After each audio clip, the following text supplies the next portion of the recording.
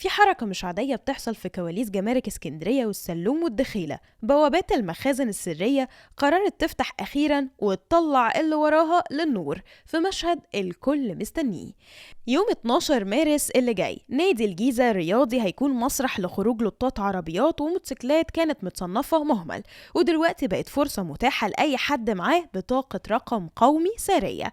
القايمة المرة دي دسمة جدا، احنا بنتكلم عن BMW، بورش وهامر ودوج رام، ده غير الماركات العالمية اللي في كل شارع زي كيا وهيونداي ورينو. حتى الموتوسيكلات العالمية ليها نصيب كبير. الطريق للفرصة دي بيبدأ بكراسة شروط ب 400 جنيه من مقر الهيئة في رمسيس، وتأمين 50,000 علشان تحجز مكانك وسط المزايدين، والرهان كله بيفضل على المعاينة اللي بتحدد لك الحقيقة قبل ما ترسي عليك البيعة وتدفع 30% من الثمن. تفتكروا المزاد ده هو المخرج الأضمن من دوامة أسعار المعرض دلوقتي؟ شاركونا ايه الماركة اللي عينك عليها في صندوق أسرار الجمارك.